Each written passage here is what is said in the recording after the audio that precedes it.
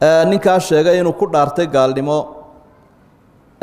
maxaa waajib ugu abuuri inaad ilaahay u toobad keenta ayaa kugu waajiba kafaara gudda aad bixisan maadaama magacii ilaahay aad ku dhaaratay waxa magacii ilaahay intaa igay gaal baanay haddaan waxaa sameeyay buu labadaas u israaciyay marka qofku haddii uu ku dhaarto gaalnimo waxa waajib ku ah inuu ilaahay u toobad keeno dembi iyo gaf buu ku dhacay waxaana laga doonayaa kafaara gud mar hadduu magaca ilaahay carabkiisa soo mariyay labadaas ay israacinaysaa toobad wanaagsan oo aana dib ugu noqonin ku dhaarashada gaalnimada aad ku dhaaranayso wax lagu dhaarto maaha iyo adiga oo maadaama magacii ilaahay aad ku dhaaratay kafaara gud bixiya masaakiintii 10 kaabaad wax siinaysaa hal mar dherginaysaa haddaad weydana 3 cishaad soomaysa madowgan wejiga sujuudu ayna madoobaata markaynu sujuudno ama calaamadda wejiga inaga samaysanta ma sheegayso qofku inuu mukhlis yahay ama cibaadadiisu daacad tahay ama calaamadii quraanku uu sheegay siimaahum fi wujuuhihim taama aha culimada tafsiirku kumay fasirin waa iftiin kale oo qofku leeyahay muuminkii maalinta qiyaamaha ilaahay wejigiisa ka muujinayo marka calaamadaas qofna way ku samaysantaa qofna kuma samaysanto waa sida loo kala maqaar jilicsan yahay bay ka dhigantay wax dhiba ma laha inaad iska masaxdo oo aad wajigaaga caadi ka dhigto dib kuma jiro salaadayda marka aan tukanayo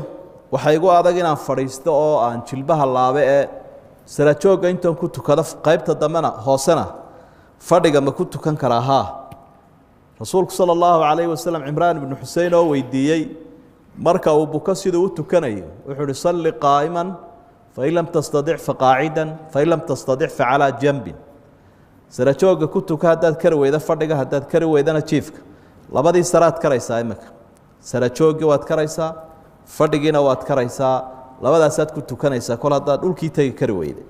marka sujuuda iyo rukuucdana waa si kala hoosaysin insha Allah fattaqullaha mastada'tu ilaahay adoomaha wuxuu farayna ilaahay ugu cibaadaystaan intay kari karayaan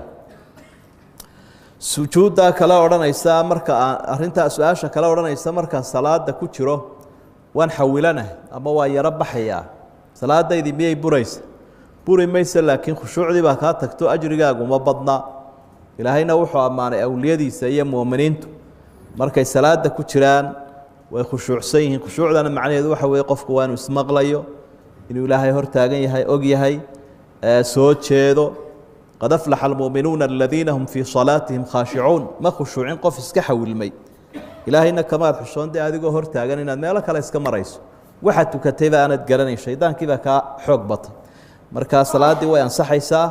laakiin ku dadaal naftaada inaad khushuucda barto oo dhamaantay waa mushkiladina haysatee aynu markaa ku soo celino khushuucdii su'aasha kale waxay ahayd ma lagu tukan karayaa masaajidada shiicada salaada ha waa lagu tukan karayaa wa anna almasaajida lillahi fala tad'u ma'a allahi ahada masjidka ilaahay baa la kol hadii aad ilaahay caabudayso